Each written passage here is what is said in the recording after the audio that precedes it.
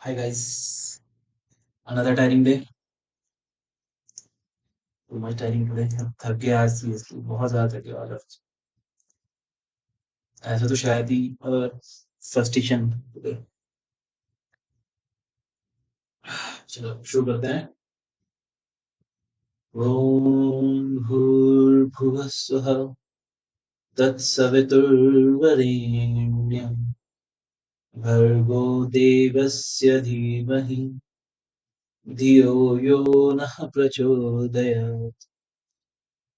तूने हमें उत्पन्न किया, पालन कर रहा है तू, तुझसे ही पाते प्राण हम, दुखियों के कष्ट हरता है तू। तेरा महान तेज है, छाया हुआ सभी स्थान, सृष्टि की वास्तु वास्तु में तू हो रहा है विद्यमान। तेरा ही धरते ध्यान हम, मांगते तेरी दया। ईश्वर हमारी बुद्धि को श्रेष्ठ मार्ग पर चला।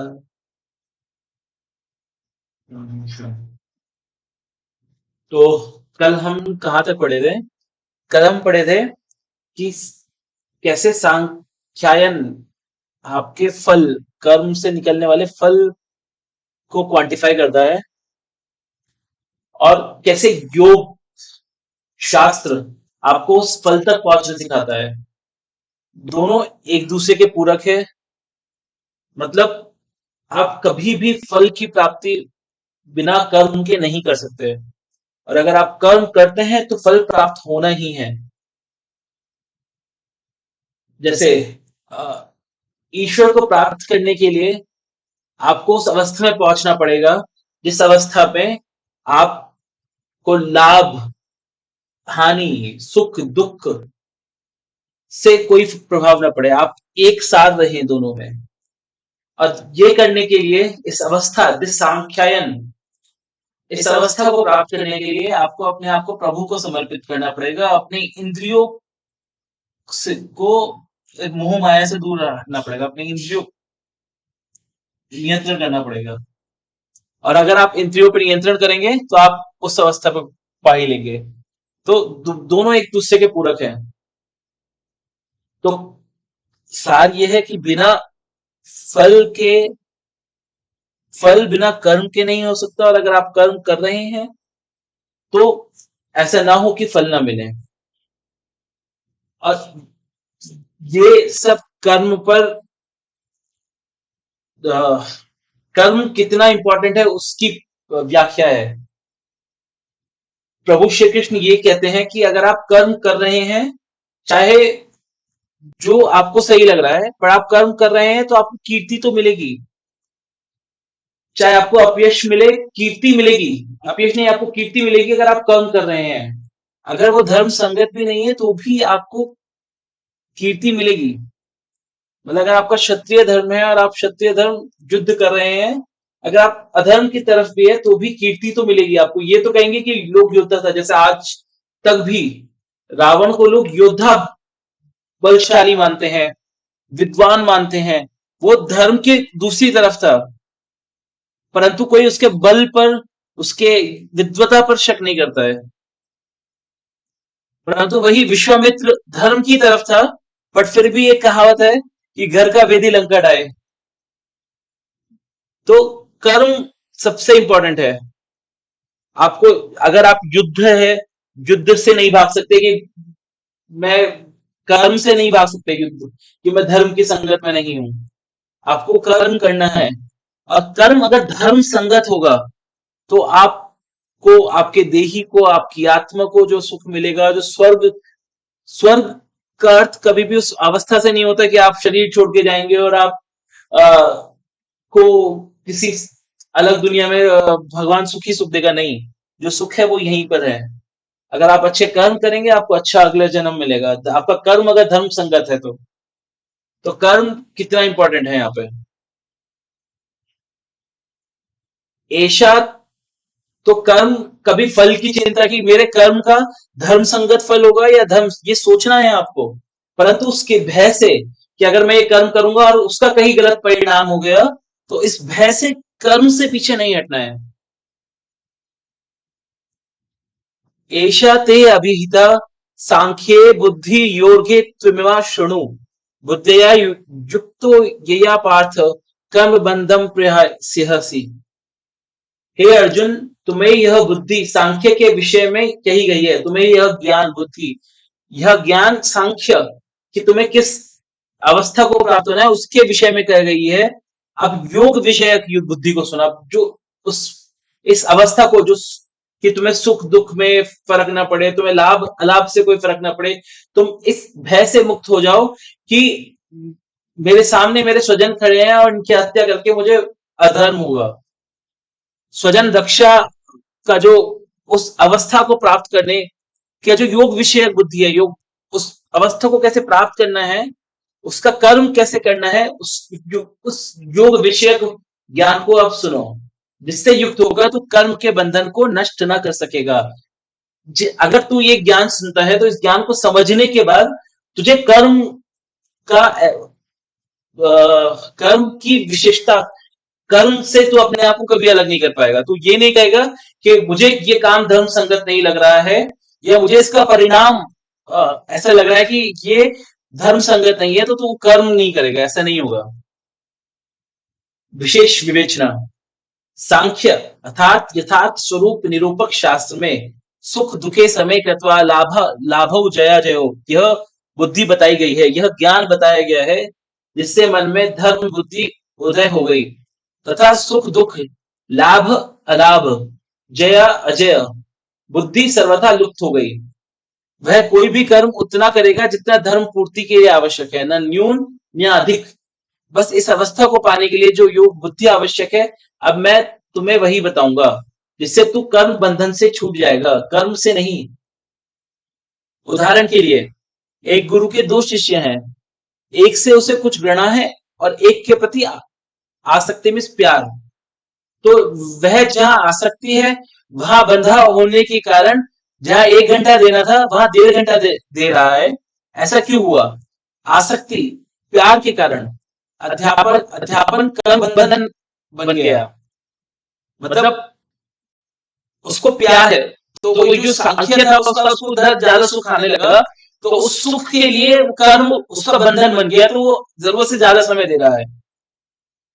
यदि उसमें आसक्ति ना होती, यदि उससे उससे मोह नहीं होता, तो जितना समय उसे देना था वो उतना ही देता। यह है कर्म योग।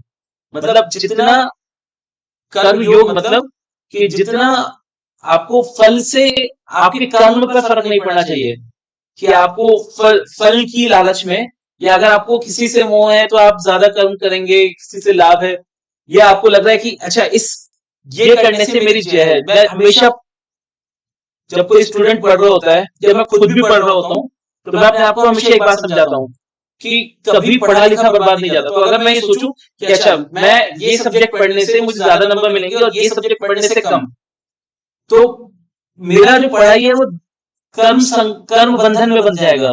मतलब फल कर्म से नहीं होके फल की डिपेंडेंट हो जाएगा, ठीक है। परंतु आपको कर्म पर ध्यान देना है कि मुझे सिर्फ पढ़ाई पर ध्यान देना है। कोई एक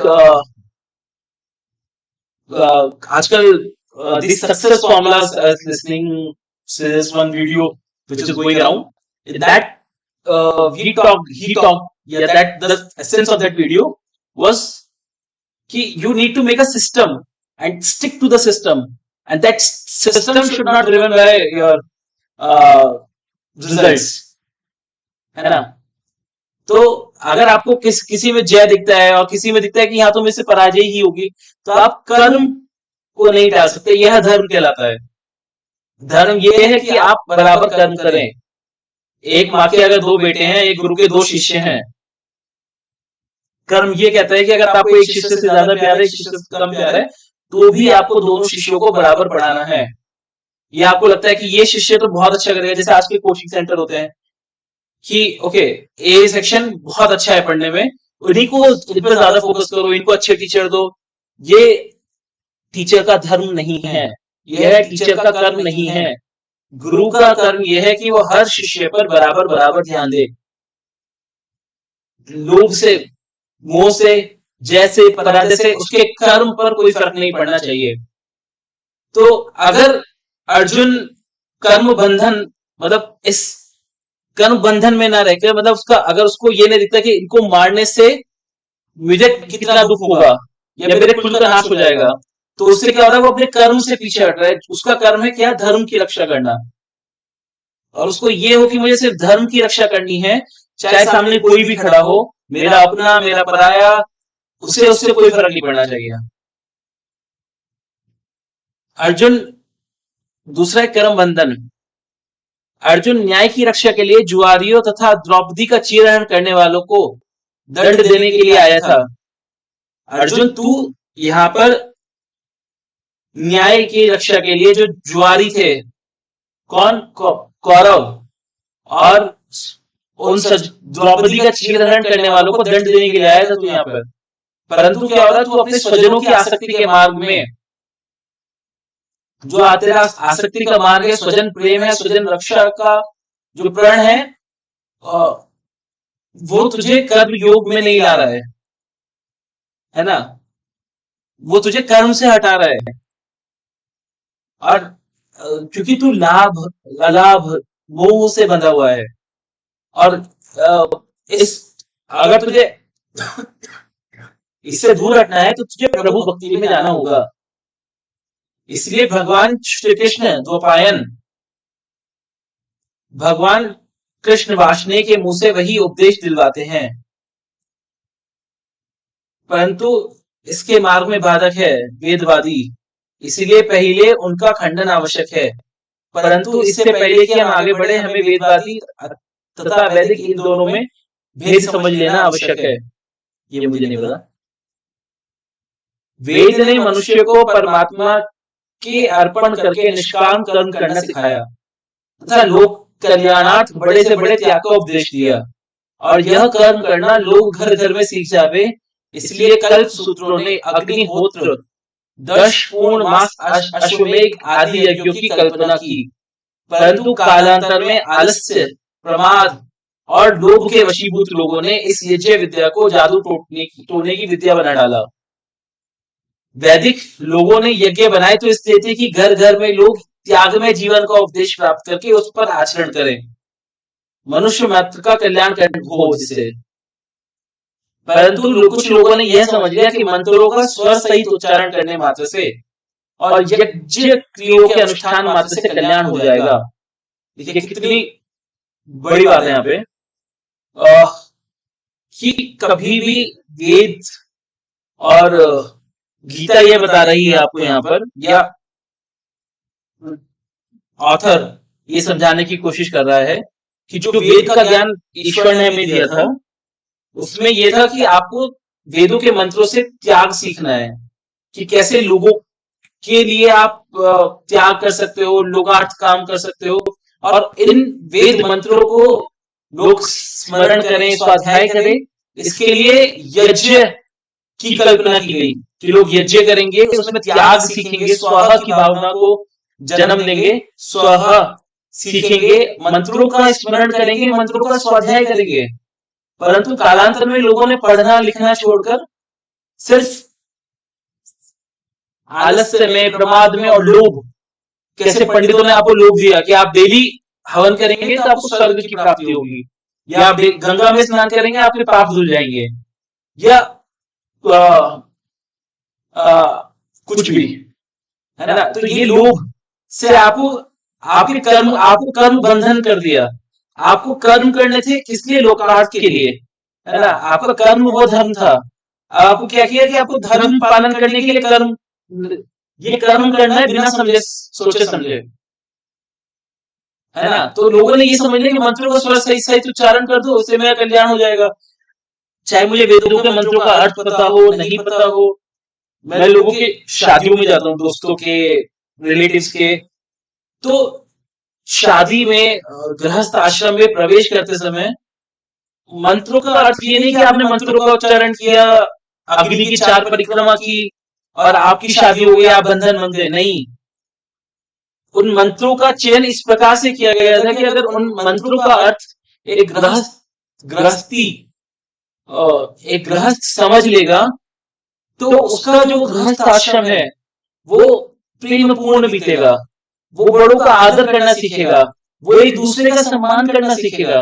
परंतु हमने उसको क्या किया, कर्म का अर्थ हटाकर सिर्फ कर्म कर्म पर छोड़ दिया कि वो कर्म कांड किया, आए अग्नि के चारों ओर बैठे, लोगों ने 4 बातें बोली, पंडित ने मंत्रों का उच्चारण कर दिया, अच्छा सही किया चाहे गलत किया, मैं उस पर जा ही नहीं रहा हूं।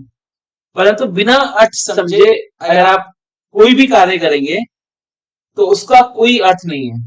आपको कार्य करना है अर्थ समझते हुए, परंतु फल के मोह से दूर हटे हुए। मतलब आप फल क्या रहेगा उससे आपके कर्म पर कोई प्रभाव नहीं होना चाहिए। अच्छा, पंडित जी ने बोला कि चार परिक्रमाएं करें तो आपको आपकी शादी 7 सालों तक चलेगी। नहीं, हम 4 परिक्रमाएं क्यों कर रहे हैं, इसका क्या अर्थ है, 4 वचनों का क्या अर्थ है, 7 वचनों का क्या अर्थ है, वो आपको समझना होगा। इसी भ्रम को दूर करने के लिए भगवान वादरायण व्यास ने वेदांत दर्शन की रचना की। और उनके मुख्य शिष्य भगवान जैमिनी ने धर्म स्वरूप निर्देशक मीमांसा शास्त्र की रचना की। दोनों शास्त्र एक दूसरे के पूरक हैं। मुझे दोनों शास्त्रों का नहीं आता पता है, इसलिए एक का नाम पूर्व मीमांसा और एक का नाम उत्तर मीमांसा है। पूर्व मीमांसा धर्म का स्वरूप बताती है और उत्तर मीमांसा उस धर्म के ध्येय भगवान का स्वरूप बताती है। तो धर्म भगवान को पाने का कर्म है, ठीक है। तो उत्तर मीमांसा आपको सांख्य बता रही है और पूर्व मीमांसा आपको योग शास्त्र बता रहा है, ठीक है। एक में वेद है, एक में वेदांत। मुझे वेद और वेदांत का अर्थ अभी भी नहीं पता। पूर्व मीमांसा ने पारिभाषिक रूप से यज्ञतत्व ज्ञान के भंडार ब्राह्मण को भी वेद मानकर धर्म का स्वरूप बताया है। पूर्व मीमांसा में पारिभाषिक रूप से यज्ञतत्व ज्ञान के भंडार ब्राह्मण को भी वेद मानकर धर्म का स्वरूप बताया है। किंतु कालांतर में पूर्व मीमांसा पद्धति उत्तर मीमांसा के संबंध